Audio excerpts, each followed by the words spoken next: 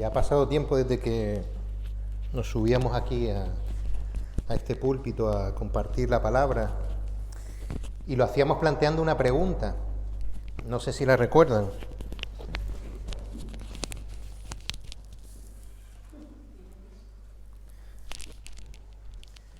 Una pregunta que es trascendental para nosotros y en la que espero que hayan estado reflexionando.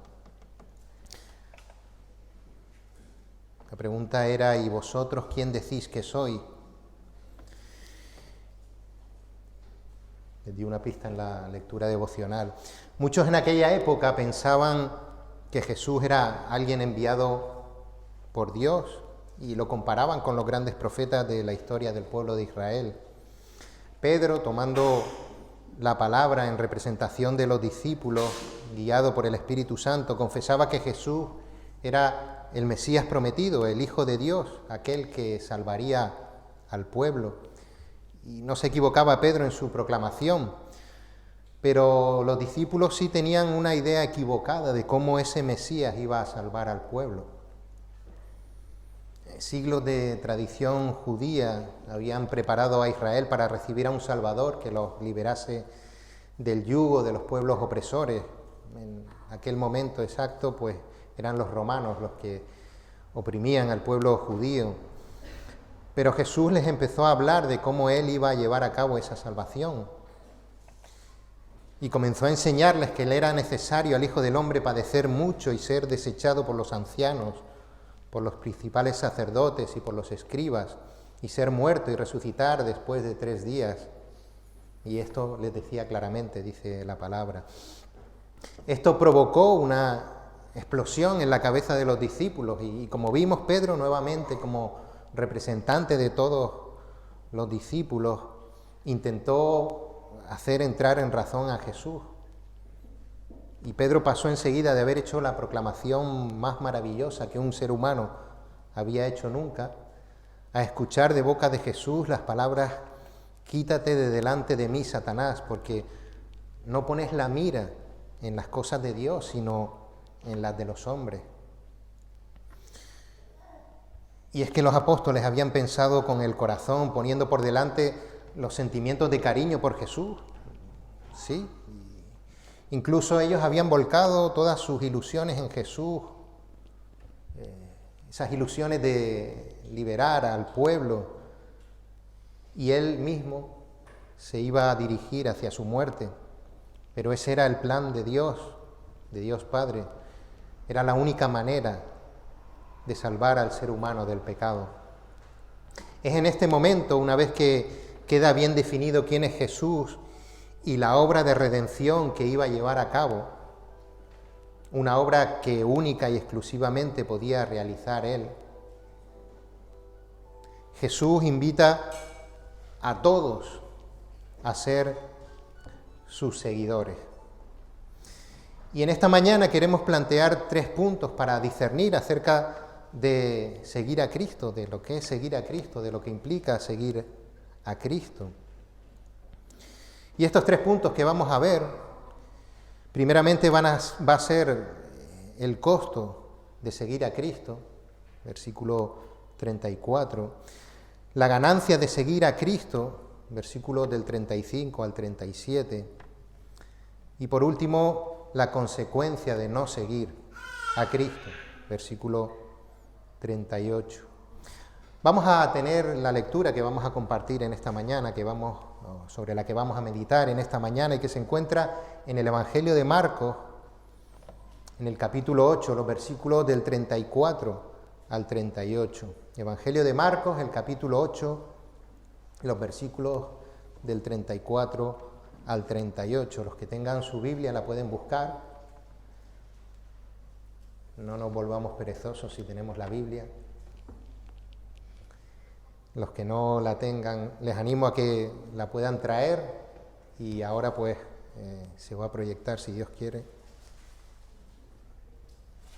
Marcos, el capítulo 8, los versículos del 34 al 38. Y dice así la palabra de Dios: Y llamando a la gente y a sus discípulos, les dijo: si alguno quiere venir en pos de mí, niéguese a sí mismo y tome su cruz y sígame.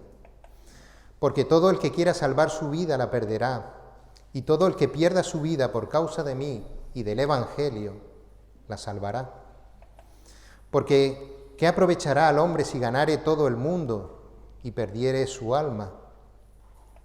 ¿O qué recompensa dará el hombre por su alma? Porque el que se avergonzare de mí y de mis palabras en esta generación adúltera y pecadora, el Hijo del Hombre se avergonzará también de él cuando venga en la gloria de su Padre con los santos ángeles. Hasta aquí la palabra de Dios, y vamos a poner este tiempo en sus manos con una oración. Sí, Señor y Padre celestial,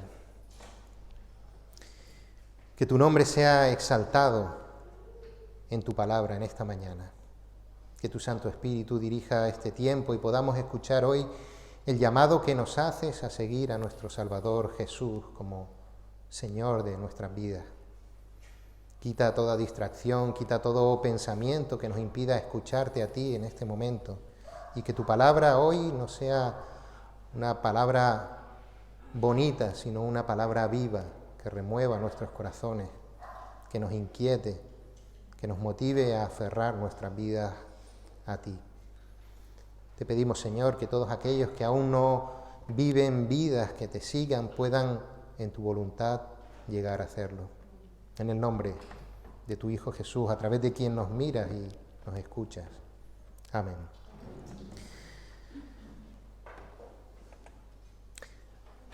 El coste de seguir a Cristo, dice el versículo 34, y llamando a la gente y a sus discípulos, les dijo: si alguno quiere venir en pos de mí, niéguese a sí mismo y tome su cruz y sígame.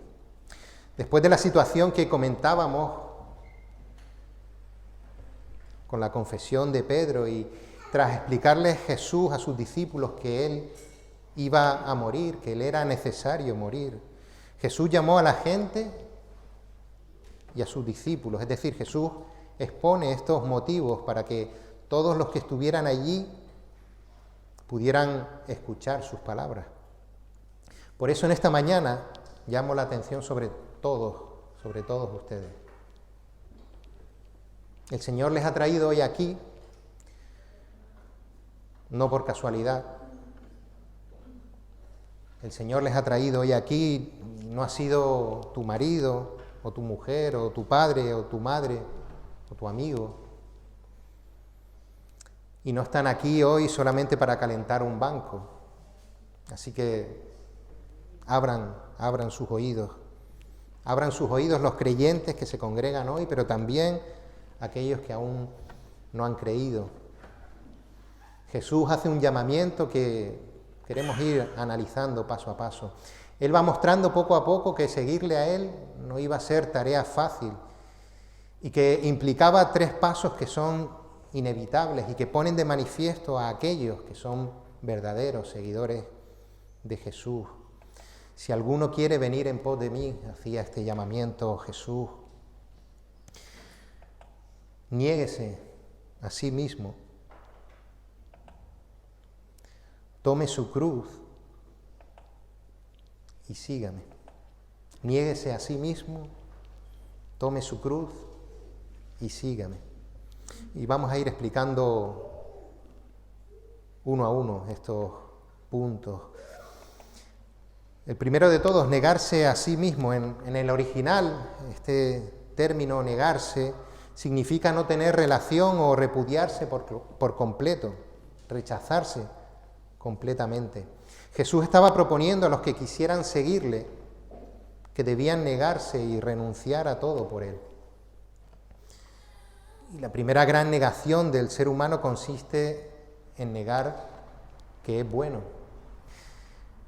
Eso implica reconocer que no podemos alcanzar el perdón de Dios o ganarnos un lugar en el cielo por nuestros propios medios.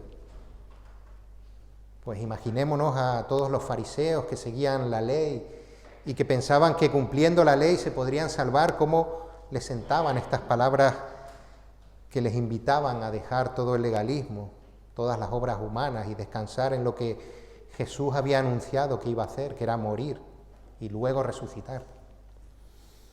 No podemos ganar el favor de Dios con nuestras obras. Y eso nos cuesta asimilarlo, nos cuesta reconocerlo, porque implica para nosotros que perdemos el control. Queremos tener todo a nuestro control y reconocer que no podemos ganar el favor de Dios nos cuesta. Porque es más sencillo que pensemos que si limpiamos los bancos todos los domingos, o si toco la guitarra los domingos, o simplemente me siento y escucho y participo de las canciones, obtengo la salvación. Es más fácil pensar así. Pero todo lo que hagamos delante de Dios son trapos de inmundicia. La salvación está en lo que Jesús hizo en la cruz y no en la cantidad de cosas que yo pueda hacer. También nos negamos a nosotros mismos cuando reconocemos que somos pecadores y que necesitamos arrepentirnos delante de Dios. Pero recuerden, la expresión negarse significaba repudiarse por completo. Negarnos a nosotros mismos implica que si seguimos a Cristo, en palabras de Pablo, ya no vivo yo, mas vive Cristo en mí. Ya no somos los protagonistas de nuestra vida. Nuestros anhelos, nuestros deseos, nuestros planes, nuestros proyectos quedan supeditados, quedan dependientes del Señor. No significa esto que tengamos que abandonar todo lo que estemos haciendo ahora, en este momento, y con eso estemos en una aparente disponibilidad total a Dios. Nos ponemos en un rincón, abandonamos todo y Dios, háblanos. No significa eso. Lo que significa es que ya no perseguimos nuestros objetivos personales, que nuestra vida ya no se articula de modo que busquemos la comodidad o la diversión, que no buscamos autorrealizarnos o autoayudarnos o todos los autos que se les ocurra que están tan de moda en la época actual. Vivimos en una sociedad totalmente opuesta a esto, una sociedad que invita a mirar por el yo, luego el yo, y si sobra algo, pues para mí.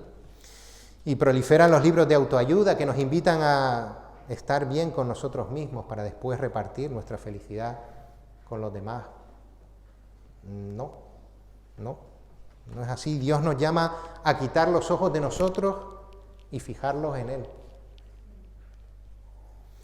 Y parece que no podemos evitar contagiarnos un poco de la sociedad que nos rodea, como el coronavirus, que nadie sabe cómo lo coges, pero lo coges a pesar de llevar todas las protecciones necesarias.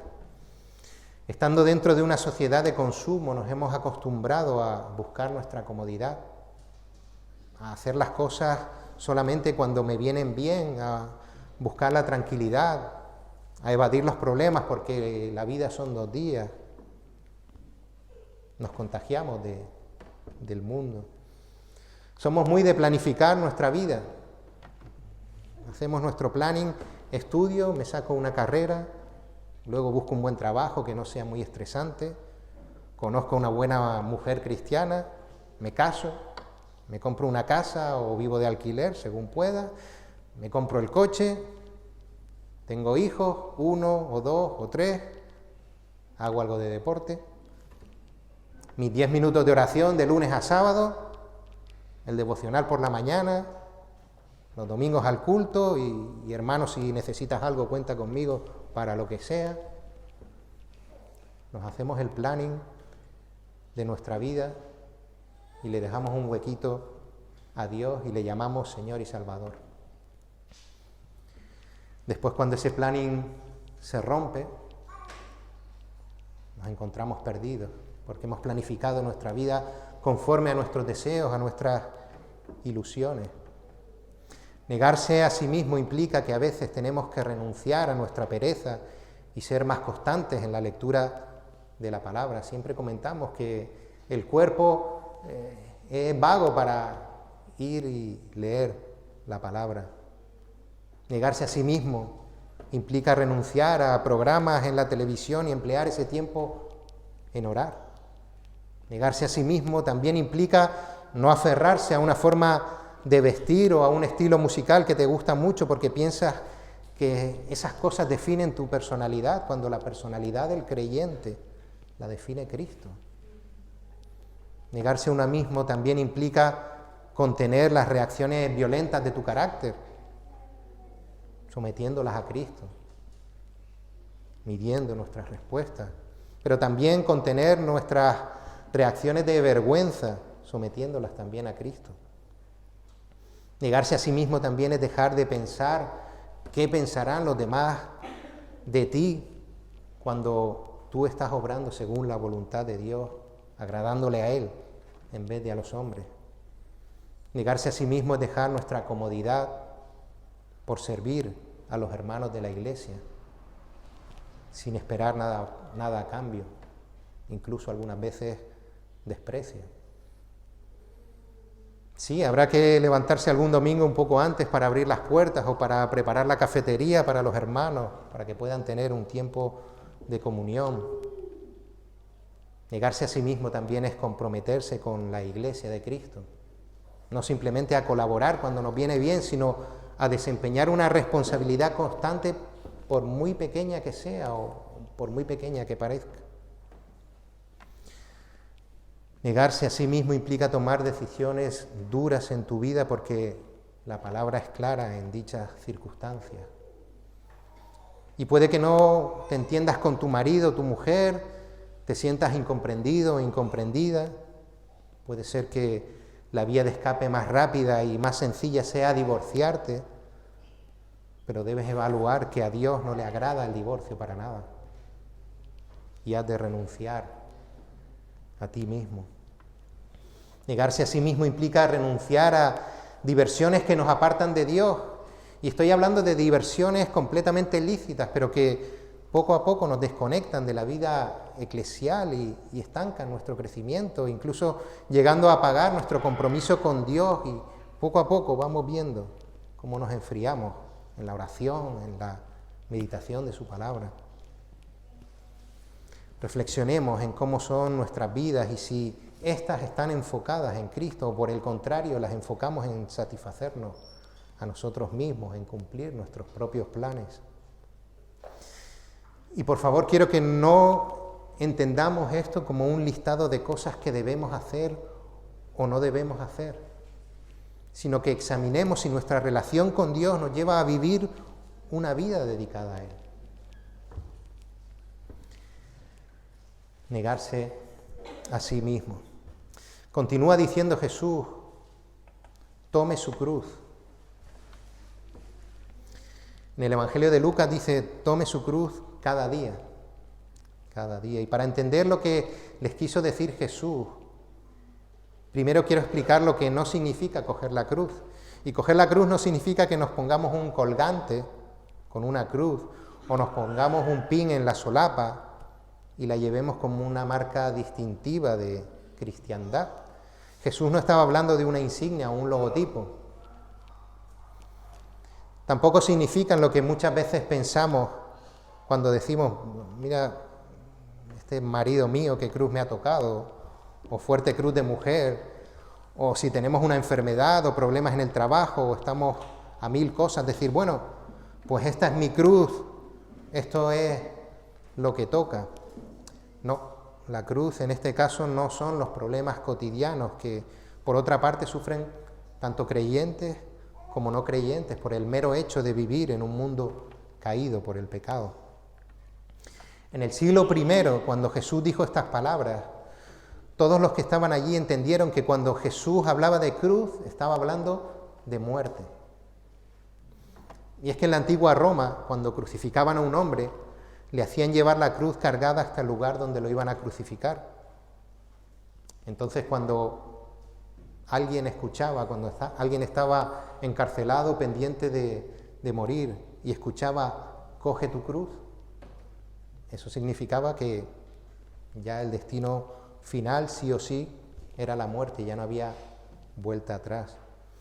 Y este es el coste que propone Jesús para seguirle hemos de estar dispuestos a entregar nuestra vida, incluso hasta la muerte. Esto no significa que nos inmolemos o que nos castiguemos o que nos expongamos a peligros innecesarios tomando como estandarte el nombre de Dios.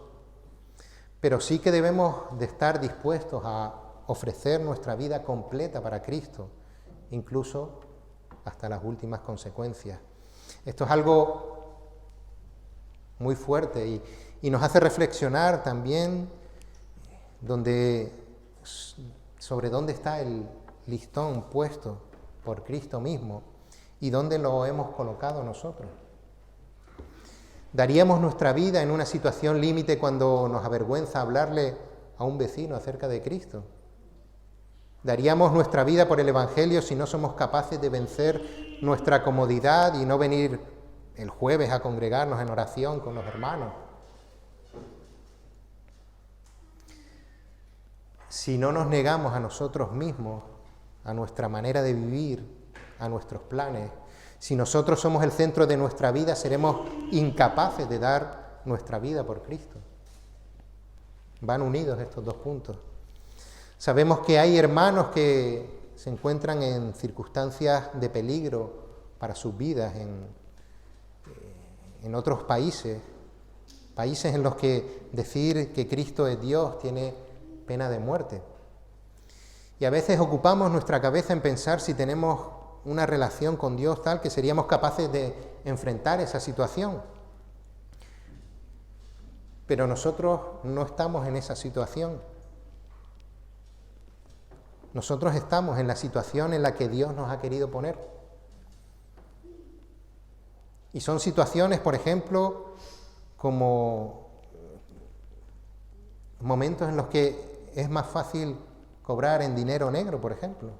Situaciones en las que lo más fácil es romper con nuestro matrimonio porque así voy a ser más feliz. El Señor nos ha puesto en situaciones en las que es posible tener el trabajo de mis sueños con un sueldo maravilloso que resuelva y dé total tranquilidad a mi vida y que eso me aleje de una buena relación con Dios. En esas situaciones nos ha puesto Dios. Y cuando nos decantamos por no ceder a lo fácil que el mundo nos propone y que nos facilitaría nuestra vida, estamos perdiendo nuestra vida por Cristo. Y si vemos estas situaciones como situaciones mínimas, recordemos que si en lo poco no somos fieles, en lo mucho no vamos a responder como Dios demanda. Seguir a Cristo no es un camino de rosas. Algunos por ahí dicen que cuando sigues a Jesús se curan todas las enfermedades, tienes prosperidad económica, todo lo que tú quieres se cumple.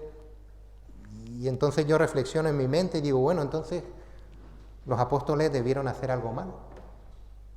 Pablo se tuvo que equivocar en algo porque ni tuvieron prosperidad económica, ni pudieron sanar todas las enfermedades a las que tuvieron acceso, y todos menos Juan murieron martirizados. Entonces acudimos a la palabra y leemos en Juan 15 los versículos del 18 al 20. Si el mundo os aborrece, sabed que a mí me ha aborrecido antes que a vosotros. Si fuerais del mundo, el mundo amaría lo suyo, pero porque no sois del mundo, antes yo os elegí del mundo, por eso el mundo os aborrece. Acordaos de la palabra que os he dicho. El siervo no es mayor que su Señor. Si a mí me han perseguido, también a vosotros os perseguirán. Si han guardado mi palabra, también guardarán la vuestra.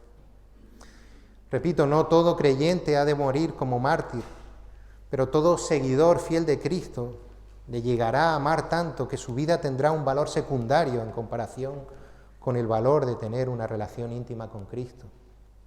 Pablo se lo explicaba así a los filipenses. Él se había criado en una buena familia religiosa que seguía los mandatos de Dios, una familia que lo había educado en el amor a Dios desde niño, llegó a ser alguien respetado en la sociedad religiosa judía, un gran legalista, Él seguía e imponía la ley de Dios de forma estricta. Él tenía un buen puesto de trabajo que le reportaba sustento y respeto de los demás por hacer diligentemente su trabajo. Algo que él se había ganado a pulso, con estudio, esfuerzo, trabajo duro, disciplina, obediencia a los dirigentes, y todo eso él lo había dejado a un lado, había renunciado a todo y lo entendía como cosas sin valor, porque él lo comparaba con tener una relación con Cristo, y eso puesto en una balanza se decantaba por Cristo sí o sí. Niéguese a sí mismo, es decir, no sea usted mismo su centro de atención, sino que sea Cristo su centro de atención. Tome su cruz, implica que tu vida no es lo más importante, sino Cristo, y la muerte es la referencia de hasta qué punto Cristo es más importante que nuestra propia vida. Y sígame. Y claro, Jesús ahora mismo no se encuentra aquí físicamente, así que no le podemos seguir físicamente. Entonces, ¿qué significa sígame? Pues sígame tiene que ver con la obediencia. Si yo ahora, después del culto, les llevo a dar un paseo por el campo, a hacer una caminata por un lugar que ninguno conoce, y les digo, síganme, ¿qué es lo que van a hacer? Pues seguirme. Si yo les digo en una bifurcación que lleguemos, tenemos que tomar el camino de la derecha, o si les digo ahora tenemos que ir agachados porque hay una parte en la que no te das cuenta y en un momento determinado te golpea la cabeza, o por aquí hay que bajar sentados para no resbalar y caer, o aquí tenemos que descansar porque ahora hay una subida importante y debemos tener los pulmones preparados para subirla. Ustedes, si me van a seguir, me van a obedecer en esas indicaciones. Seguir es obedecer. Dice Juan en el capítulo 10, el versículo 17, mis ovejas oyen mi voz y yo las conozco y me siguen. O en el capítulo 8, el versículo 31, dijo entonces Jesús a los judíos que habían creído en él, si vosotros permaneciereis en mi palabra, seréis verdaderamente mis discípulos. En el capítulo 14, el versículo 15, si me amáis, guardad mis mandamientos. Respondió Jesús y le dijo, el que me ama, mi palabra guardará, y mi Padre le amará, y vendremos a él y haremos morada con él. Aquellos que verdaderamente se han negado a sí mismos, que están dispuestos a dar su vida por Cristo, lo manifestarán en una vida de obediencia a él en las distintas circunstancias que acontezcan en su vida. No es obedecer sus mandamientos para intercambiarlos por nuestra salvación. Esto no es un acuerdo mercantil.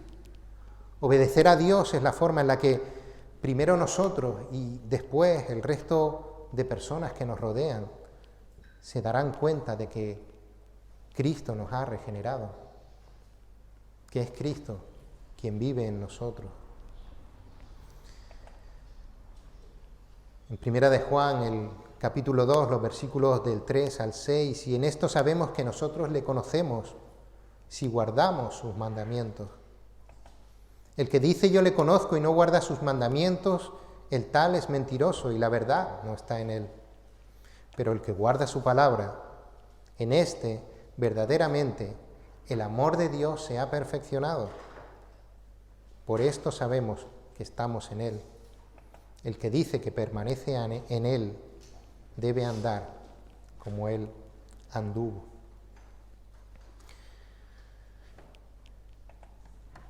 Por tanto, el seguidor de Cristo, primeramente, reconoce quién es Cristo, el Mesías, el Salvador.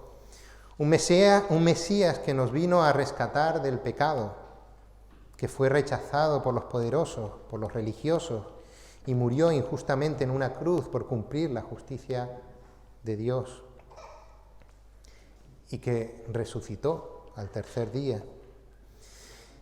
Y creyendo esto, el seguidor evidencia que lo es, no solo de palabra, sino que lo manifiesta en su vida, negándose a sí mismo, tomando su cruz, dispuesto a entregar su vida, y siguiendo a Cristo en obediencia.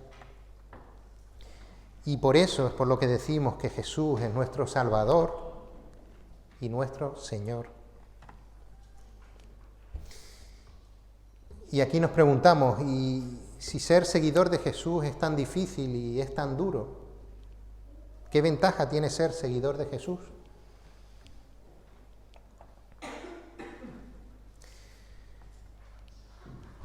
Versículos del 35 al 37, porque todo el que quiera salvar su vida la perderá, y todo el que pierda su vida por causa de mí y del Evangelio la salvará. Porque ¿qué aprovechará al hombre si ganare todo el mundo y perdiere su alma? ¿O qué recompensa dará el hombre por su alma? Jesús plantea aquí una paradoja, y es que aquellos que pretendan ordenar y planificar su vida para obtener los beneficios del mundo, para satisfacer sus placeres, sus diversiones, sus ansias de bienes materiales, que enfoquen sus vidas en hallar la comodidad y la tranquilidad y no están dispuestos a rendir sus vidas a Cristo, persistiendo en el pecado. Van a poder obtener todas las cosas de este mundo, pero cuando mueran no tendrán nada y además habrán perdido su alma. El que quiera salvar su vida terrenal y se ocupe en ello, acabará perdiendo su vida eterna, entendiendo como vida eterna la salvación. Si nos paramos a pensar, lograr cualquier cosa en este mundo requiere sacrificio. Los estudiantes sacrifican horas y horas estudiando para lograr un título que les sirva para desempeñar un trabajo, o los que tienen negocios pues dedican horas y horas para que esos negocios prosperen. Incluso aquellos que busquen un puesto de funcionario han de preparar unas oposiciones, dedicándoles horas y horas para lograr obtenerlas entre el resto de los aspirantes. Los deportistas sacrifican su juventud, su diversión, sus amistades incluso, por lograr una medalla en las Olimpiadas o el triunfo en las competiciones. La diferencia es que al final de nuestra vida, si nuestro enfoque se ha centrado en esos logros materiales, no tendremos nada. Ni siquiera la fama nos servirá para nada.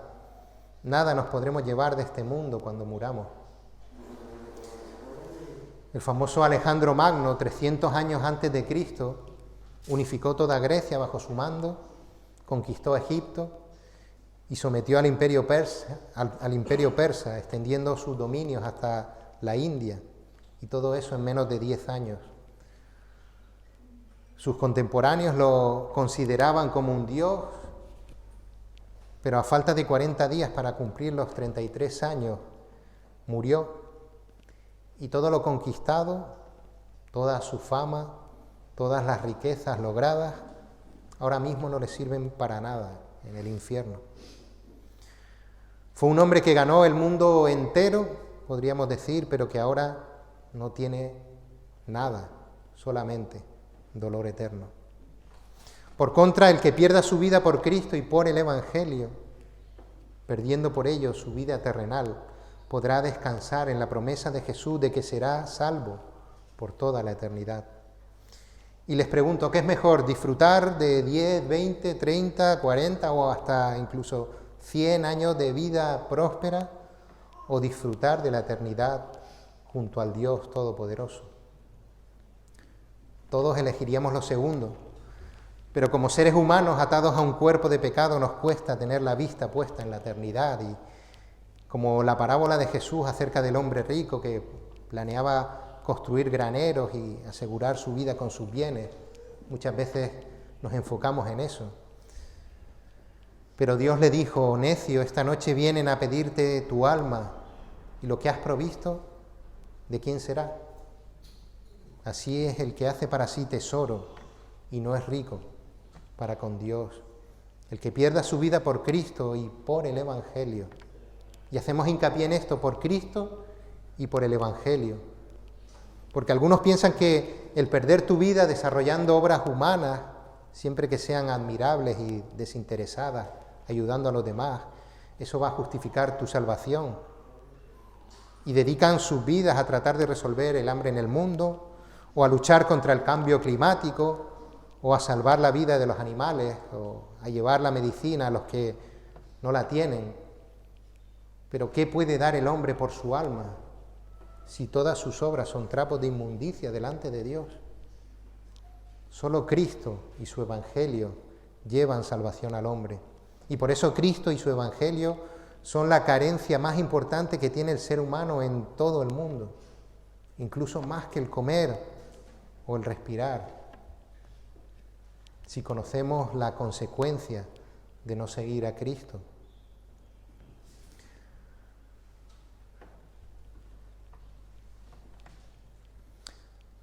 Todo esto apunta a que es ahora el día del Señor. Es ahora el día en el que Jesús te está llamando a que le sigas. Es ahora el día en el que, si alguna vez declaraste que era tu Salvador y Señor, le entregues tu vida, le entregues los rincones oscuros de tu vida, aquellos pecados en los que vuelves a caer, y que Él conduzca verdaderamente tu vida. Este es el momento de decir que no habrá momentos ideales para seguir a Cristo, que no será cuando tengas un trabajo estable o cuando no tengas ninguna duda sobre tu vida o cuando cumplas a la perfección los mandatos de Dios. Cristo está llamándonos a seguirle ya, porque ya sea que muramos o que Cristo venga antes, como dice 2 de Corintios 5:10, es necesario que todos comparezcamos ante el tribunal de Cristo, para que cada uno reciba según lo que haya hecho mientras estaba en el cuerpo, sea bueno o sea malo. Y en aquel momento, cuando comparezcamos delante de Cristo, para algunos ya será demasiado tarde. Si estás en Cristo, Dios te verá justo porque te atribuye la justicia lograda por Jesús en la cruz. Pero si no estás en Cristo, si no eres seguidor de Cristo, simplemente serás alguien de quien Cristo se avergüence, alguien que merecerá el castigo eterno, alguien que lamentablemente habrá tenido la oportunidad de escuchar la palabra de Dios, de oír cómo ganar el alma, y sin embargo,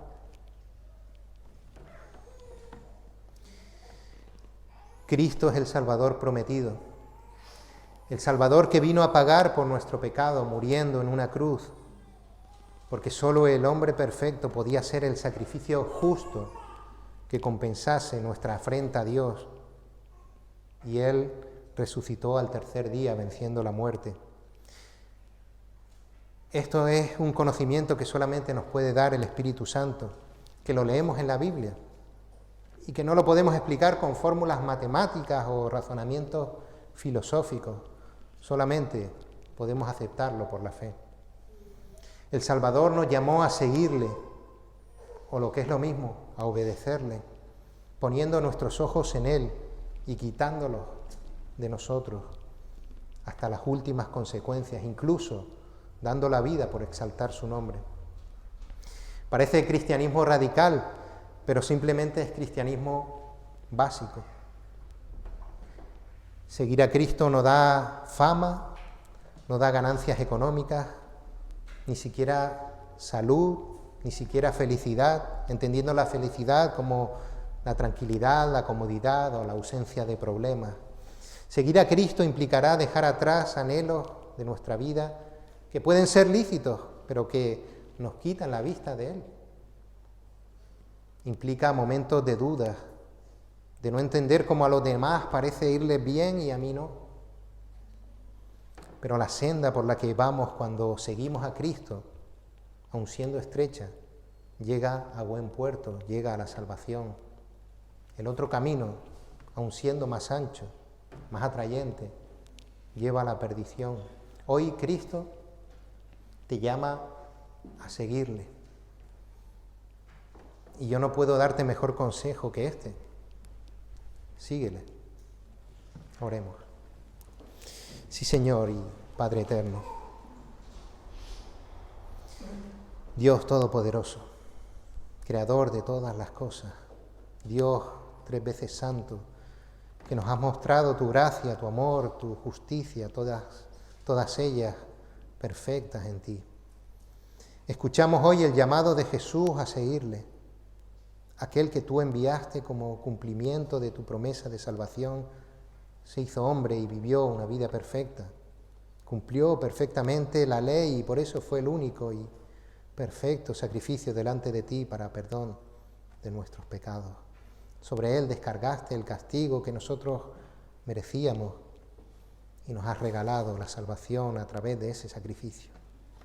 Señor, tú nos llamas a seguirte, sabiendo que solo aquellos que son tuyos te van a seguir, sabiendo que seguirte implica que nosotros no somos los protagonistas de nuestras propias vidas, sino que eres tú el centro del que queremos depender. No es fácil la vida que nos ofreces, pero sabemos del privilegio indescriptible de conocerte. No es fácil la vida que nos ofreces, pero sabemos la meta que tú nos has preparado. No es fácil la vida que nos prometes, pero sabemos lo terrible que será estar alejados de tu presencia y recibiendo tu justo castigo. Te pedimos, Señor, que nos fortalezcas en los momentos de debilidad, en los momentos en los que no nos sentimos seguidores tuyos, pero tú nos conoces, Señor. Consuélanos con la promesa de saber que tú no has perdido a ninguno de los que el Padre te dio. En el nombre de Cristo Jesús. Amén.